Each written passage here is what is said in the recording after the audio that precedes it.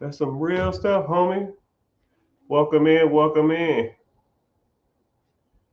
Let's get started. Mr. Richard here, and we are live and direct. Coming in live all over the US. We live on Facebook, both Facebook pages.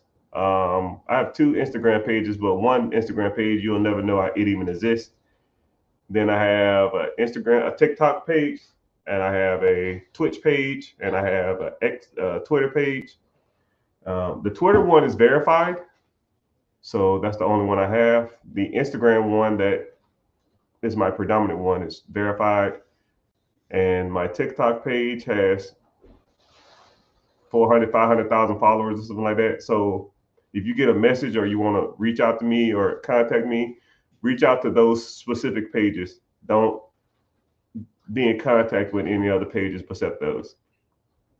And if you ever message me and you say something like, take a picture holding up some fingers, sitting crisscross applesauce or something like that. If you really want to, I will. But more than likely, I will not. I will not message you or DM you, asking you or soliciting you for money. I just don't. I don't need to do that, and that's just not my style. So if you want to do anything, if you want to contact me, that's why I offer the webinars, the free webinars, and we go over different stuff, different ways to make money, different ways on how I educate. We go over different ways on how to invest, different ways to fix your credit, different ways to get business funding, and those type of things. You're live and you're talking to me directly, and those things are easier for me to navigate. And you really can't kind of fake that stuff. You know what I mean? So, but yeah, that's what I'm doing. So we're gonna do some quick Q&A. So whatever questions y'all got, we go ahead and get to some of them, and we kind of go from there. Somebody asked about how to buy businesses. Before we get started on questions, I'm streaming live on YouTube, Facebook, Twitch, Twitter, Instagram, and TikTok. If you watch this or you have any questions, ask me on YouTube. YouTube sent me a nasty letter two days ago, a nasty email saying that I need to be more engaging on there, which I don't mind. People just got to go there to watch from there. So you can either click the link above, and then you'll see my name and my free webinar if you want to come to that, and then you see all the social media platforms. Or just go to YouTube and search "The Rich Get Richard," and you can kind of see me from there. So it's just easier for me to, I'll guide or help anybody on here. I just get compensated from social media on YouTube. Twitch don't pay me nothing. Facebook damn near pays me pennies, and uh, you TikTok gives me a little bit, but my money on TikTok is very minimal, right? If you want to talk about some numbers, I'll even break some down. YouTube probably pays me $500 to $1,000 a month, which is not a lot of money. On a good month, it's about $1,000. Instagram probably pays me $100 a month, which is not a lot. I haven't seen a Facebook check yet. Twitter, nope. Twitch, no. TikTok is it's hit or miss.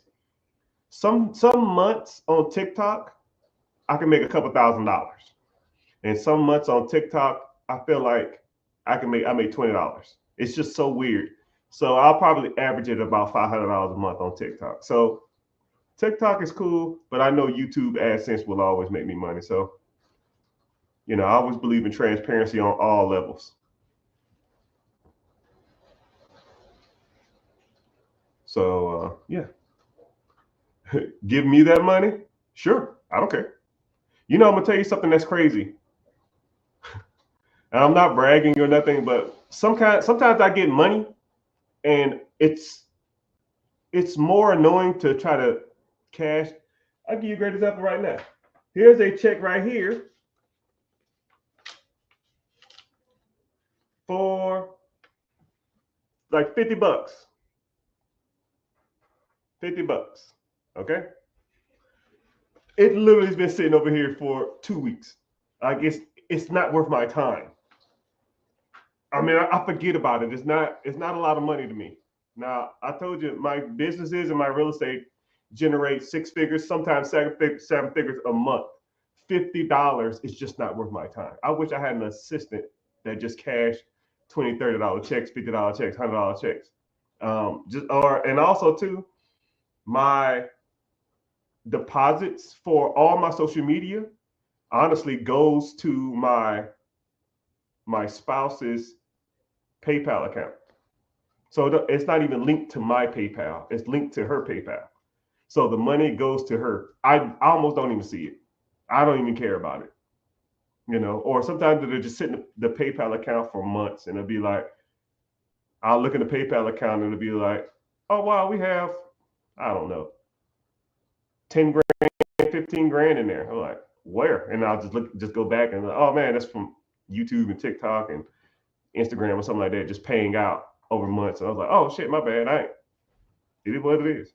Now, if it's up to that, like 10, 15 grand, okay, cool, I'll deposit it. But that couple $100 a month or something, it's not, I don't know. I don't even think about it like that. But those are good problems to have, though, It is what it is. I'll cash it for you, man. Here, if you was here, I'll give it to you.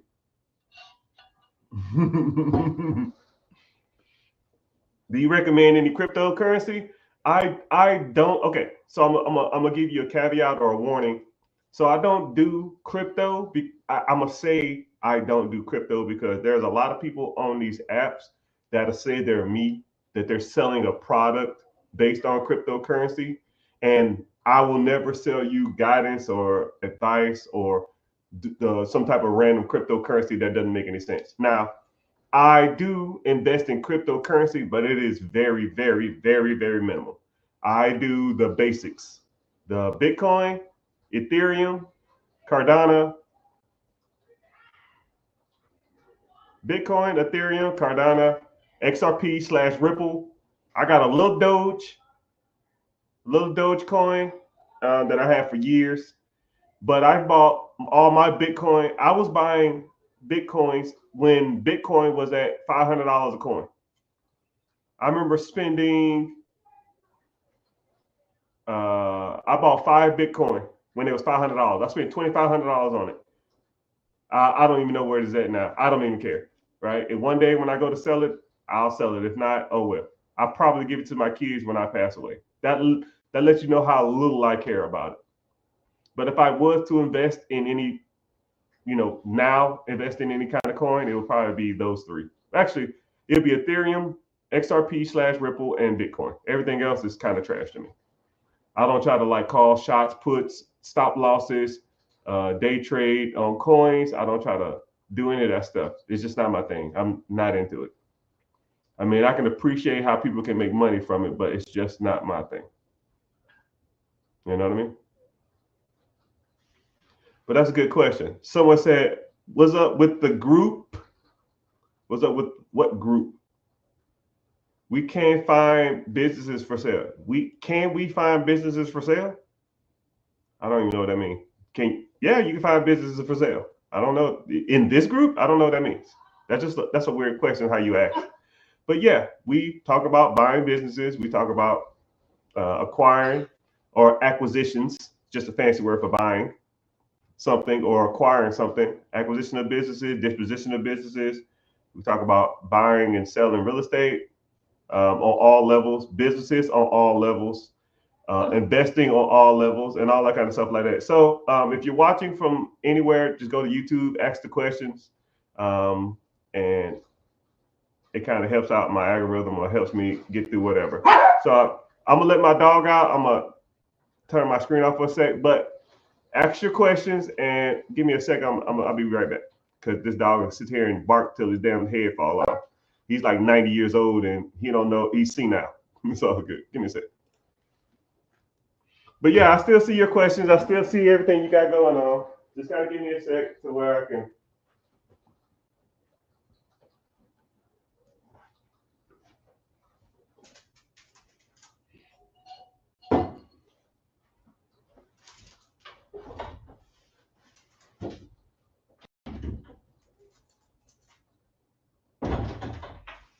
Oh.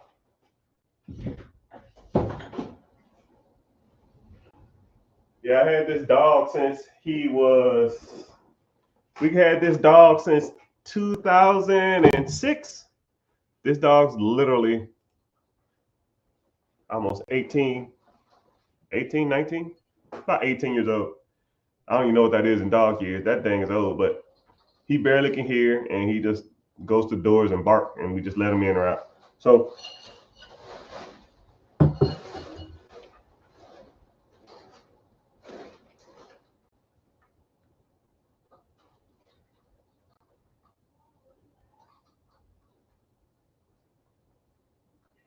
but yeah, I don't know whatever you're into. We talk about everything. We talk about businesses. We talk about real estate. We talk about business credit. We talk about business funding. Any misconceptions that you either thought about or didn't understand about that process, we'll talk about it. Someone says, how do you buy a business with low capital? Good question. So you can do a lot of things. So there's pretty much three ways you're gonna have to buy a business. One is credit, one is cash, and one is sweat equity. You're not gonna find a business or a piece of real estate. You're not gonna find anything. Take a random object of yours, right? So let's take your cell phone. I don't know what your cell phone costs. Let's say $1,000. You're not gonna take your cell phone and someone walks up to you off the street. Hey, how you doing? I'm good. Can I help you? Yes. You have a cell phone for sale? Yes. It's $1,000. Okay. Can I have it or can I buy it? Sure. What are you gonna give me? It's $1,000. Either you're gonna give me some cash, either you're gonna work for it, or you got good credit to go get a loan for the phone. I mean, that's pretty much the only ways that you can pretty much get anything. Would you just give somebody your cell phone without putting any money down, without having any skin in the game, without having any capital gain, or any of that stuff, right? There are situations, though. There are situations where you can buy stuff and have nothing in the deal, but 99% of the time, you're going to have to bring something to the table. But those things can be acquired just like anything else. Money can be borrowed from the bank. Credit comes from creditors or your personal credit, and equity or equity stake can come from working in the business or exchanging your time for some type of equity or changing your time for money in the business. So some of those things you can learn, some of those things that you can figure out, which if you don't know, I can help you teach it. Just like someone says, low capital. Now, I always show these, right? So here's me right here going to the bank and raising $25,000. Richard, 25,000. Wow. Richard, 25,000. Wow. So if you had little capital, use the bank's money or use somebody else's money. There's not a shortage of money. There's almost a shortage of opportunity. And I want y'all to think about that. If there was an opportunity out there and it was a lot of money to be made, people will give you money for that. But the opportunities are not as prevalent as a lot of people think. But the access to capital is. They're printing off billions of dollars a day, people. Billions of dollars. There's not going to ever be a time in your lifetime where there will not be access to capital on any level. But the access to opportunity is. Now, I'll even give you a great analogy, right? So I'm going to use somebody in here as an example. Like if y'all want to comment y'all car and the value of it, no matter what the car is, no matter what the value is, I just need anybody's car on here, right? Just anybody in here comment their car and how much it's worth. I just need one example, right? So we got, a few people on YouTube. We got a few people on Instagram. We got a lot of people on TikTok. So can anybody just comment their car, the year, make, and model if you want, and how much it's worth? I don't give a shit how much it's worth. I'm just trying to prove a point, right? So whenever okay, someone said a 2006 Honda Civic, $5,000. Cool. Someone else said a 2024 Ram 3500, $45K. Right? I'll use that one because it's a little easier to explain. So let's say the 2024 Dodge Ram, damn, $40,000, I'll say $45,000 just to make this easier, right?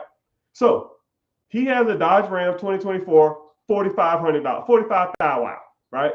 His vehicle is worth $45,000 every day of the week. So here you go. Here's the difference between capital and opportunity, right? If you saw a 2024 Dodge Ram 3500 for $4,500, is that an opportunity? No, the guy just said that's what it's worth. It is what it is. It's just the number. Now, I'm flipping through Facebook and I see another 2024 Dodge Ram 3500 for $45,000. Okay, there's more opportunity, but is that a good opportunity? No. All right, so I'm flipping through. I see a news article or something in the paper. It says 2024 Dodge Ram for 3,500, $51,000. Well, that's not a deal. That's $6,000 overpriced. And then I see another one, 4,200. And it's a little better, but really not. I see another one for 4,500. That's about what they're going for. I see another one for 46,000. Yeah, that's about right. See another one for 45,000. Yeah, that's about right. I'm flipping through Facebook, and a 2024 Dodge Ram 3,500 is selling for $21,000. They're normally $40,000 to $50,000, but I just found one for $21,000. I call the guy up and I say, "Hey, there's what's going on with this truck? Hey man, I fell on hard times. I'm going to jail for 5 years. I gotta sell this car. I gotta report to prison tomorrow. I need $21,000 cash right now. You come get this truck." And I say, "Okay, cool. When you need it by?" "I need it by 6 p.m. tonight. And let's say it's 3 o'clock. You telling me, if you came to me and said, 'Yo, Mr. Richard, this guy selling a truck for $21,000 that's worth $45,000. We're gonna sell it for $30,000. I'm gonna give you $6,000 profit, and I'll take the last profit.' Would you do it?" Yeah. The moral of this story is there's rarely opportunity, but as soon as you got a deal, money will show up. You come to me with that deal and I'll finance that deal 9 times out of 9, because you need to learn how to find opportunities, right? Finding money is not hard. You find a deal, money will show up. I've had real estate deals that are worth, let's say, $100,000. And I know they needed $20,000 worth of work. And I say, "Hey, you give me $60,000 cash for it, 60 grand plus the 20. You make 20 and I make 10 or 5. Man, I sell them shits. I put it online, 24 hours, them shits are gone." Because, don't look for the money. Look for opportunity. Opportunity will produce money, because a lot of people out here with money, but not a lot of people out here have opportunity. Okay. Somebody said, I like haters. I ain't gonna say you're a hater, but maybe you just don't know any better. So, Mr. Jay, what question do you have? What question you got for me? Someone said, "I never help anybody." Well, ask something that's worth helping. Ask the question. That's why I'm here. You can't get help for a question that you don't ask. I'm struggling with finances, but I don't ask the question to a financial expert. I mean, if you got questions, ask the question. Don't just sit there and look at me like I'm crazy and say, oh man, I didn't get nothing from this. That's why we're here. That's why you ask the questions. If you had accessibility to a person that got their shit together, who makes hundreds of thousands of dollars a month of income over all multiple different streams of revenue, yet whenever you meet this person, you say stuff like, you don't help me. Okay, sir, I don't know what that means. Ask a question and I'll help. Okay, cool. Somebody said, what do you look for when valuing a business before putting in your max offer? You asked that question. You asked that was like 4 different breakdowns of a question, and all of those are wrong. First of all, what the hell is a max offer? Why would you be maximizing any offer? I'm not maximizing crap. You know, I'm not giving anybody the most amount of money that I can give them. First of all. Second of all, what do you look for when evaluating a business? Okay, that's a good question. There's a lot of things. First of all, I'll even just get into this because I'm not going to go super deep dive because, things that I look for is I can go on down multiple rabbit holes, but I'll give you this one. And I'll give you the simplest one to kind of look out for. It's financial. Okay? If a business doesn't make money, everything else is almost irrelevant. Okay? If a business does not make money, everything else is almost irrelevant. I can fix 99% of problems with money. I can not fix a lot of problems when I'm broke. Think about that. Let's say you can start naming anything that's wrong with a business, right? Here you go. Here's a business, right? And I'm going to just start naming random problems. Inventory's wrong. Shitty accounting. Shitty managers. Crappy employee environment. Crappy employees. Crappy uniforms. Slippery floor. Hot as hell inside. Need a ventilation system. Need a new POS system, point of sale systems. Need poor management, poor website, poor marketing. Now, all of those problems can be fixed with money, right? Name one problem that a business, comically, 95% of all problems can be fixed with money. Now every problem I just named, fix it broke. You have a shitty manager, fix it broke. You don't have a point of sale systems, fix it broke. If you don't have a good accountant, fix it broke. If you don't have a good air conditioning in your building, fix it broke. If you have a dated ambiance, fix it broke. You can't. You can't renovate a building, broke. Can't fix the AC, broke. Can't get new uniforms, broke. You see what I'm saying? Once you have, focus on the money. Because when the money comes in, you can take care of a lot of problems. But if it's not bringing in any money, what do you got? You just got a fucking process that doesn't do shit but get on your nerves and give you a headache. You know what I mean?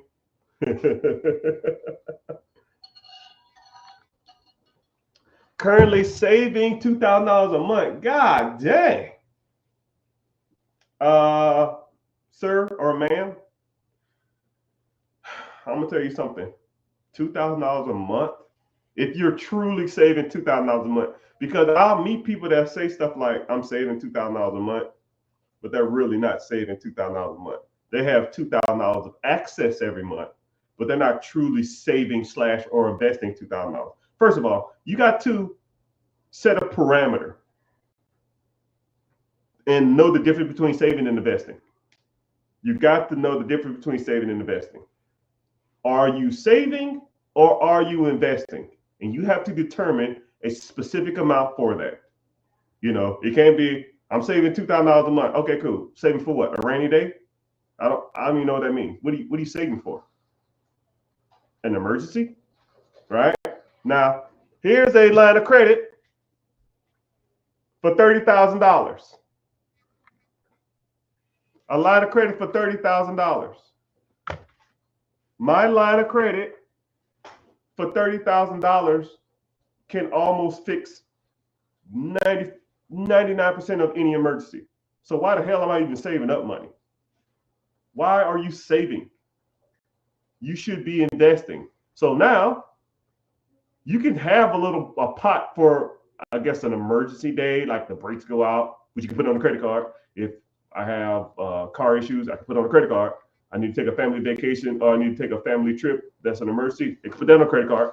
But if you wanted that pot, which I don't know why people have them, just say if you do have it, that's cool, right? Set an amount, and then let's say $1,000, $1,500, something like that. Leave it there and just kind of go from there. And then after that, everything needs to be starting investing. And I need a specific amount. You say you make $2,000 a month. You got currently $2,000 a month in savings. Okay, cool. $1,000 need to go to investing every month, or $1,500 need to go to investing every month, or $700 need to go investing every month. It has to be a specific amount, because if you don't pick a specific amount and turn it on automatically, you'll never start investing, right? Or I'm gonna do $1,000 today, and I'm gonna do $200 next month. Nah, fuck that. Pick a specific amount every month. Every month. And then one day you start seeing that pot getting some decent numbers, and then you can go out and you can borrow against that money, or you can start buying businesses with that money, and or you can start buying real estate with that money, or you can leverage that money, go to the bank, leverage it, and then get more lines of credit and more money from the banks. Because the more money you have in investing, the more money you have in savings, the more money banks will loan you, because they're showing you, because they're seeing that. I'll even give you two examples, right? I'll give you a quick example. Let's say if me and you have a 700 credit score, right? And you have $500 in the bank, and I have $50,000 in the bank. Who do you think they're going to loan more money to? Both of our credits are great. Both of our credit profiles are great. Both of our credit history is good. All that kind of shit. You got 50,000. I got 50,000. You got $500. Who do you think they're going to loan more money to? You know what I mean? Think of it like that. And the more money you have in these accounts, the more relationship you have with banks, the more money they'll give you. I have relationships with banks that I'll probably never use again. But if I need them, I will go to them and say, hey, yo, I need some money, right? I'm trying to acquire a big ass portfolio of property. I'm trying to acquire a big ass, business acquisition. I need capital. And they will literally loan me the money.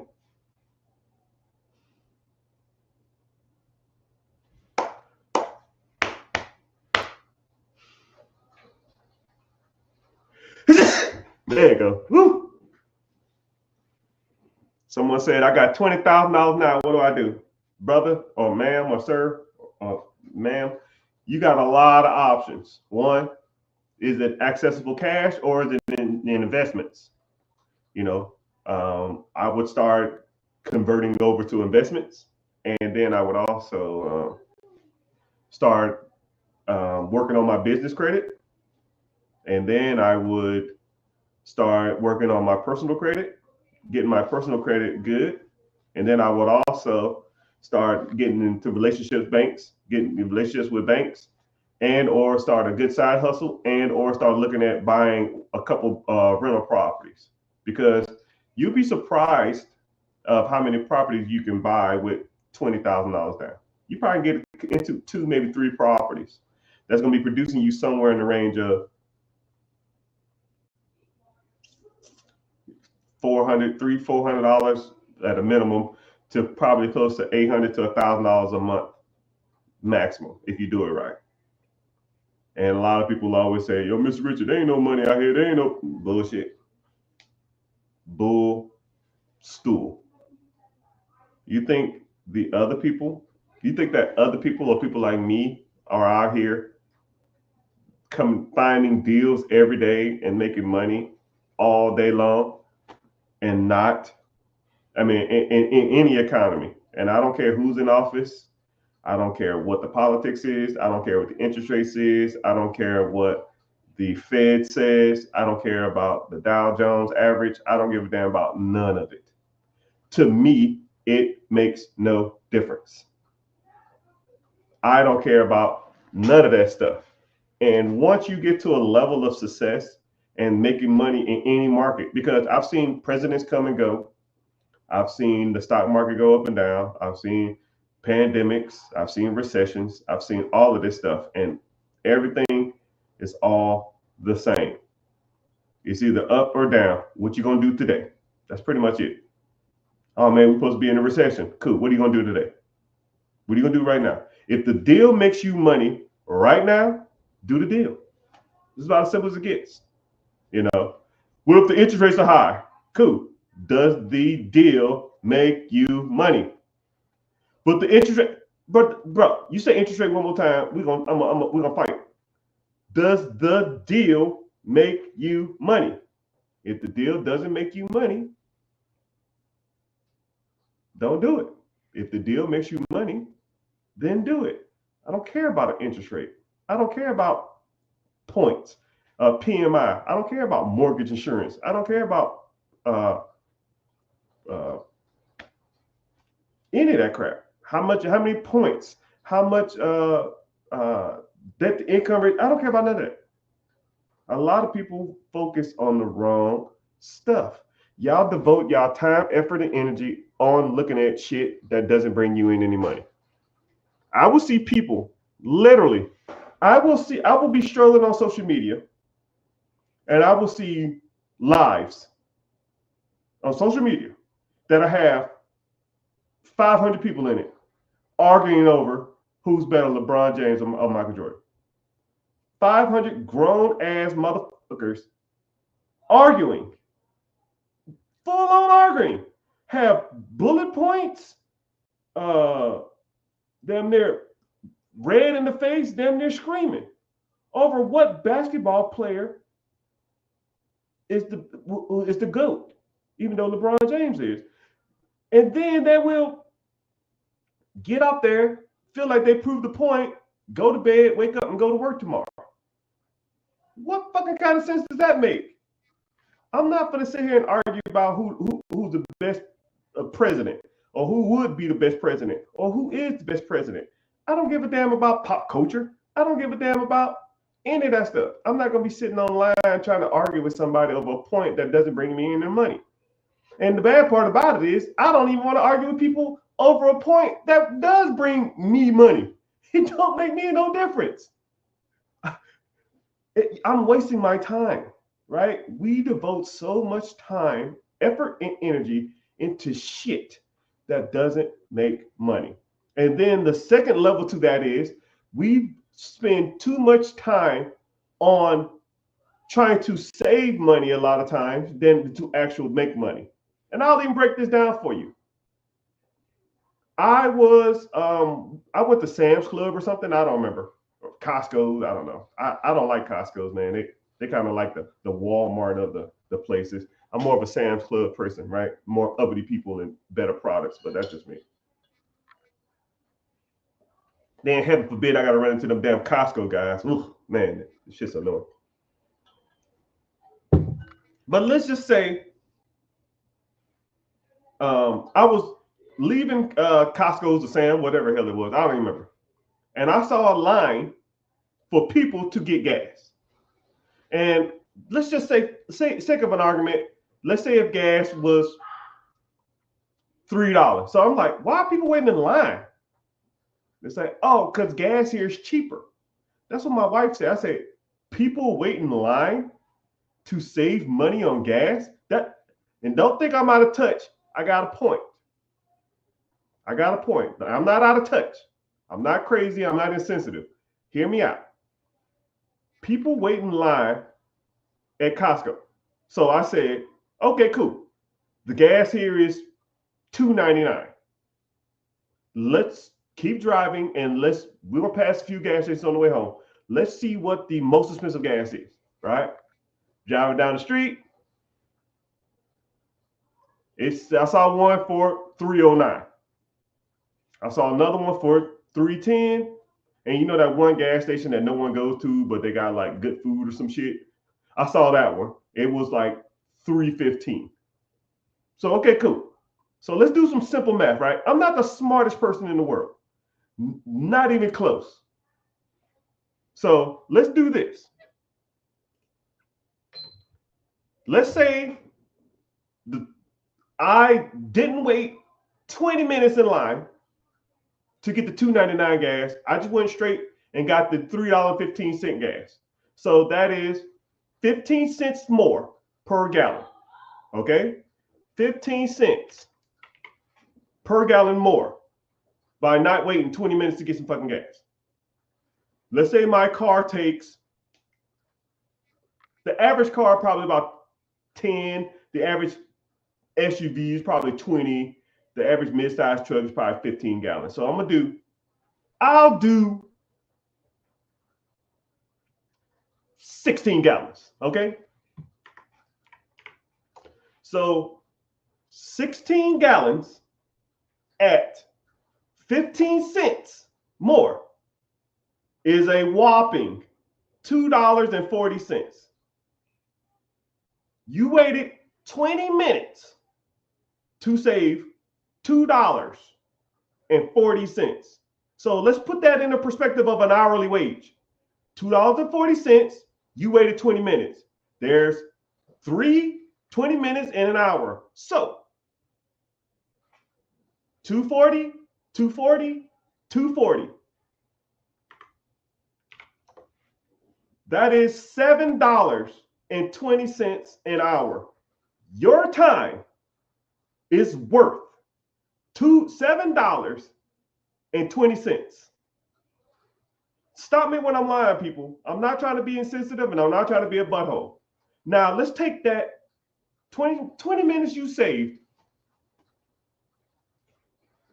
and instead of you spending 20 minutes in line to get Costco gas or Sam gas, you go straight to the damn expensive store with nobody in line, you get your gas and you go home. You spend that 20 minutes to make however much money you save. Let's say you spend that hour, and your whole hour, all you got to do is make 20 bucks, 30 bucks, $50. All you got to do. You sit on the phone or you sit on the computer and you try to make money. You sell a product, you sell a service, you sell a need. You try to find something, a free cycle, meaning you go to Facebook, search something for free, go pick it up, clean it up, put it right back on Facebook and sell it. You spend 10 minutes of surfing, you'll find something that's worth getting. You spend another 15 minutes going to pick it up, cleaning it up, and bringing it back home, right? That's 25 minutes. You put it right back on Facebook Marketplace, $100 with $25 delivery fee. It's going to be cool. I want you to deliver it to me. Cool. They're going to bring it over. You take that to them. You deliver it. They charge you $120. They pay you $120. You go home. You spend 40 minutes making $120 online. But you spend 20 minutes in Costco line to save $2.40. Stop me when I'm lying or make it make sense. I don't get it, people. I don't get it. So not only are you, first thing, you spending your time and money, and you spending your efforts and energy debating and arguing about the wrong shit. And then the extra time you do get, you're trying to save money when you should be trying to make more money. You know, my spouse or anybody in my family will talk to me and they'll say, yo, Mr. Rich, we got to go do this. We got to do that. I say, yo, I ain't got time. Because that means that time I'm losing is not worth the amount of time that I would be spending making money doing something else. It's not worth my time. And when y'all say, man, that's not worth my time, it's literally $7.25 because I see y'all in line every day at Costco's and Sam's. And I'm not trying to belittle y'all. I'm just trying to get y'all to look at bigger pictures of stuff because People like me, when I see lines at Costco or I see lines at Sam's Club to save 10 cents on gas, y'all are wasting y'all fucking time. Y'all are wasting y'all time. And y'all think y'all saving money. Y'all ain't saving money. Y'all wasting time.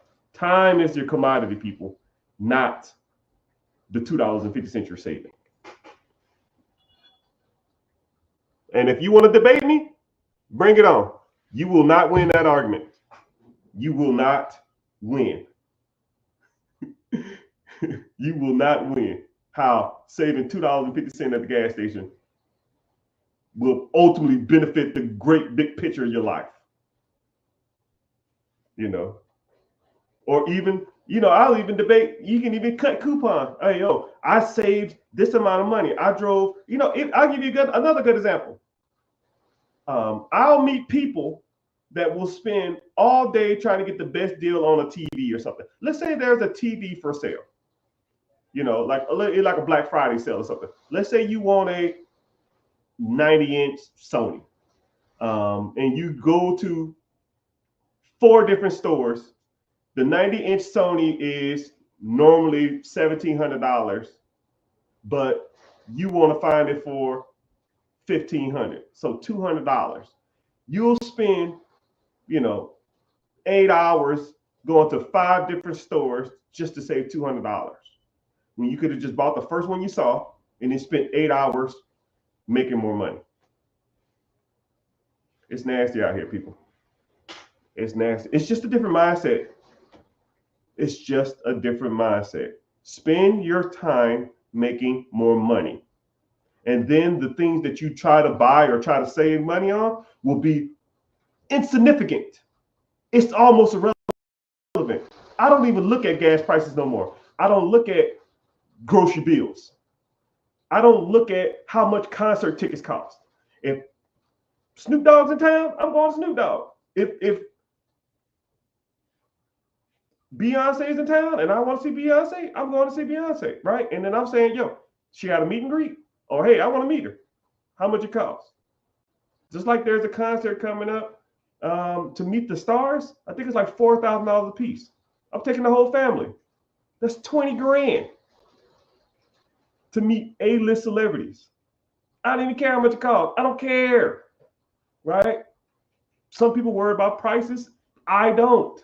But you need to start thinking like that. And I'm not trying to be insensitive or a butthole. It's just you got to start thinking about big pictures, man. How can you make more money? Because people who make a lot of money do not think about prices like that. I went to a restaurant the other day. I tipped the waiter $250 for a $60 bill because she was super nice. I don't care. I don't care. No sweat off my back. I make $200 a minute. Damn near, man.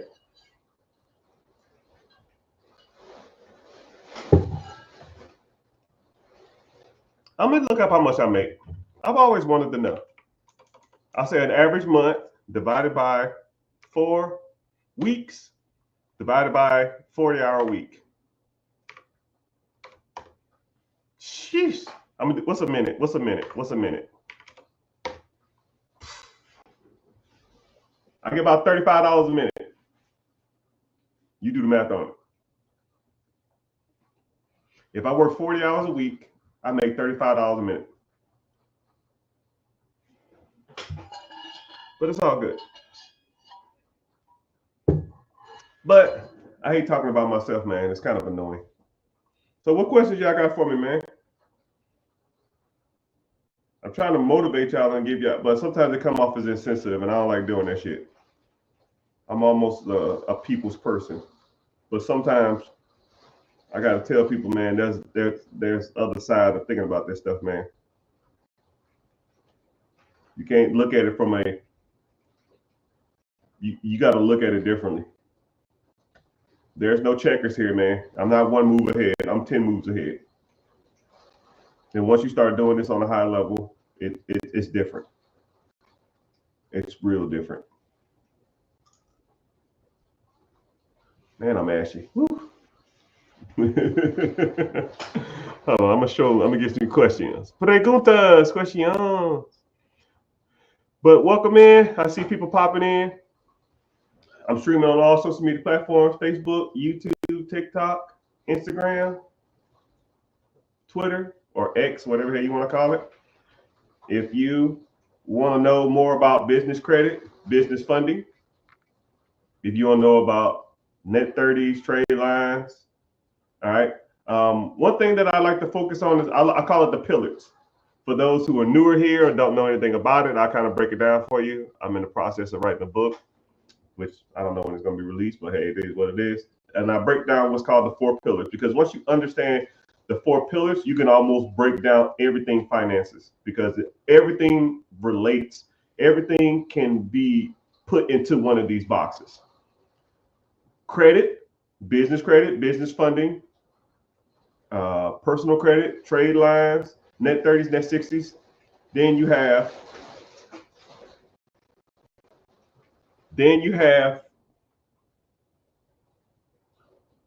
investing, stocks, bonds, mutual funds, ETFs, 401ks, IRAs, TSPs, all of it. Then we talk about real estate, buying, holding, Burr method, fix and flips, wholesaling, syndication, bird dogging, lease option, Section 8, all different levels. Then you talk about business acquisition or owning stuff that makes you money. Airbnb, storage units, vending machines, small mom and pop shops, absentee businesses, semi-absentee, owner operator. I mean, we can go into full deep dive on a lot of that stuff. And once you kind of break down all those things, everything money will generally fall into those four pillars. Nothing is above the pillars and nothing is excluded from the pillars. Once you understand that and master all four of these, your financial dreams and your financial future is going to be unlimited because all things will be in those four things, right? You want to talk about sales? That's in business ownership. You want to talk about real estate? That's in the real estate section. You want to talk about Turo? That's in the ownership section. You want to work on business credit or go and raise capital? That's the business credit section, making yourself more creditable. You want to talk about investing. Okay, cryptocurrency, that's in the, investment section. And how can we learn? I have a free webinar coming up. Click the link in the bio or just go to therichgetricher.com or just go to my Instagram page and click the link. It's called Be Your Own Boss. It's Wednesday, 9 p.m.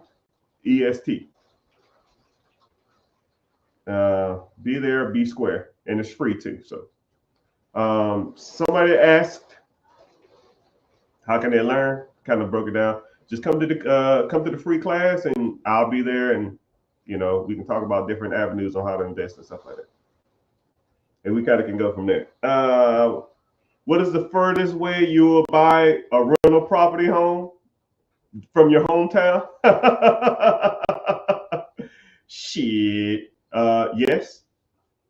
I will own one thing about real estate, I will own a home anywhere in the world. If you have systems, teams, and the infrastructure in place, you can own a property anywhere. If you got a good property manager and a good tenant, anywhere in the world. I'm almost in the process. I'm looking at a home in Europe. That one of my dreams, right? We all have dreams, right? Even though some people have smaller dreams, some people have bigger dreams.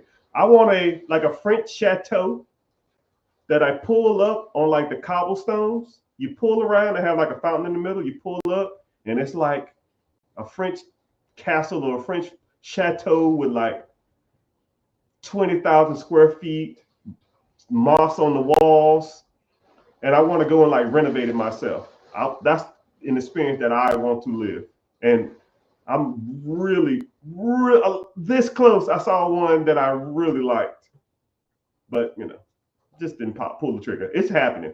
I just don't know when. That's one of my goals is to own something like that overseas. But do I want to live overseas, or do I want to just rent it out as like an Airbnb or something like that, or just rent it out for short-term rentals and stuff like that, and then just travel over there and like live in it every so often. But yeah, that's where I'm at. But as far as continental United States, the lower 48, or even Alaska, or even Hawaii, I would own it in the United States of America. Yes, any state. But there are some states that are more renter friendly than others. It just depends on what you want to invest in. I would look in those states, but there are a lot of renter friendly states. I would always gravitate towards renter friendly states versus a non-renter friendly state. So, for example, say if you were in California, somebody in California can rent out your place, get in there, and claim squatter rights. And you damn near got to have an act of God to get them out of your place. You know what I mean? But there are techniques to get people out. I'm not going to break any of them down now, but there are techniques to get people out your property. But they can literally sit in your property for 6 months. And if you're in Texas and these people are sitting in your damn property and you can't do nothing about it, that ain't the type of problem that I want to have.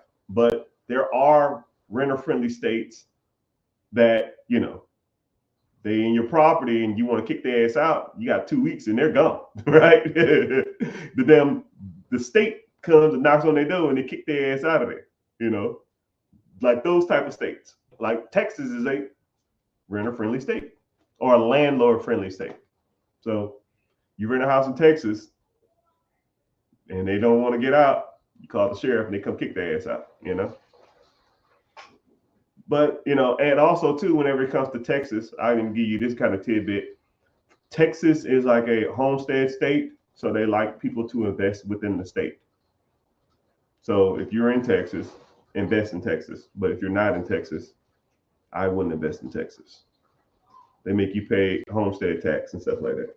That stuff sucks. But there's tons of states that are great to invest in.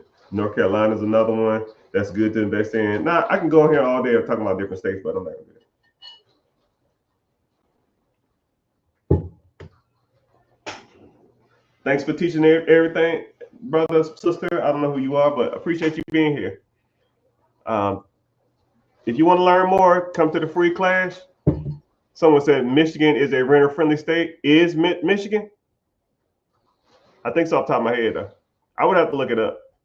But a lot of the stuff you can look up. You know what I mean? And it depends on what part of Michigan, too. Right? Like, I ain't trying to rent in Flint. Right? Flint ain't it. At least that's my opinion. Flint is not it. How you doing, sir? And ma'am, I see you. Appreciate you being here. Someone said I got a new sales job, but it has to do with selling a motion nonprofit. What the hell does that mean? I just got a sales job, but it has to do with selling emotions nonprofit. I don't know what that means. Selling emotion? But I will. Thanks. No, thank you, man. Do you like the book Rich Dad Poor Dad? Yeah, Rich Dad Poor Dad is the GOAT. Rich Dad Poor Dad is the best financial book ever written. And a lot of people think it's overrated. Regardless if it's overrated or not, it is the standard. It is the Michael Jackson. It is the LeBron James. It is the Tom Brady. It is whatever. Every financial book will always be compared to Rich Dad Poor Dad for the rest of my life and probably the rest of yours. So if you haven't read, if you want to read any one book, Rich Dad Poor Dad, and if you don't want to buy it, just go to YouTube and get the audiobook and listen to it on the way to work and put it on like 1.25 speed, so it kind of listens to it fast. If some of them are like 3 hours, some of them are like 6 hours, some of them like you can get the condensed version in an hour and a half. Good day. So it depends. Yeah. You really ain't got no excuses not to read or get your literature up, because there's a lot of opportunity out here. There's a lot of things out here that's teaching people how to do some of this stuff, and I think you should be capitalizing on it. Right? Don't just take Mr. Richard word on it. Right? I'm good, but I ain't the know all be all. You know, even I don't know everything, and you should get different perspectives too, because there's a lot of different ways to do. There's more than one way to skin a cat, right? I can skin a lot of cats, but there's other ways to do that. Besides me. Would you start buying a business or rental property in this economy? Yes. It really depends on your comfort level. It really depends on what you want to get into. I kind of break these down. I don't know if you're newer here. I have a free class coming up Wednesday, 9 p.m. EST, and it breaks down what is better. You can, okay, so I'll even put both of those in both of my hands, right? There's a business for sale, and then there's real estate for sale. The real estate is going to take less money down, and then you'll get cash flow from the renters, and then you'll get appreciation, you'll get mortgage pay down, you get tax benefits, and then you get appreciation over time. Because you buy a house for 100, in 15 years, it's going to be worth 175. But a business, you buy it, it's probably gonna be more money down. It's gonna be more credit requirements. Sometimes it requires more hands-on. With real estate, you don't really got to be there. A property manager will do everything for you. With real estate, with owning a business, the owner or the manager does a lot of the work, but they do come to you for like guidance and assistance and stuff like that. A rental property, they come to you every once in a while, but for the most part, I rarely, if ever, get any messages from a property manager. I just tell them, if the bill is not over $500, don't waste my time. All right. If something comes up that costs more than $500, then let me know, and let me know in an email just so I can authorize it. Now, if it's something like 5 digit, okay, cool. We'll sit down and figure this shit out. But for the most part, I don't care. But yeah, you buy a business, more cash injection, then it's gonna be more down payment. It's going to be less of a percentage, but you actually get more of a business. And you make more cash flow in a business than you do on a rental property, but the business is going to pretty much be worth what you paid for it. Your business is pretty much going to be worth what you paid for it whenever you get ready to sell it. And you get tax benefits, but not like real estate. You can almost write off all your expenses in real estate and taxes. You're not going to write you can write all your business off but it lowers the value of the business though. So it's kind of like what do you want to do? Do you want cash flow or do you want equity and growth? So cash flow comes from businesses, equity and growth comes from real estate. Equity, cash flow, and growth, and tax appreciation or tax benefits on the real estate side.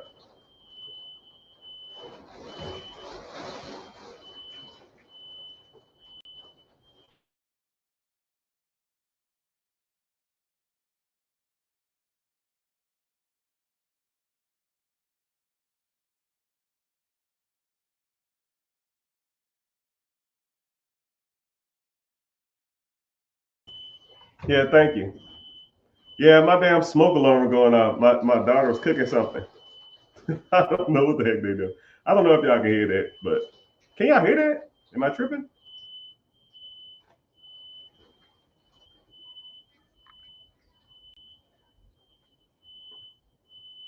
GG, GG, GG.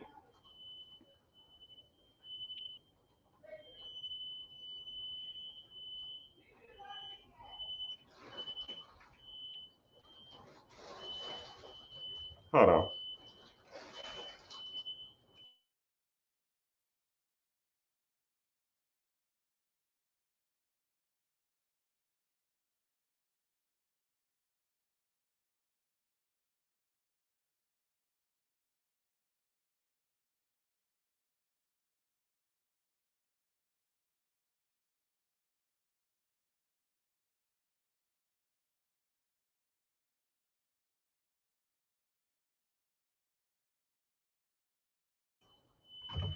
Yeah, I don't know what they're doing in there. It's all good. But I'll see what they're doing and go in there and figure it out. But it's all good. Let me see who all's in here. Twitter in the house, YouTube's in the house, and um,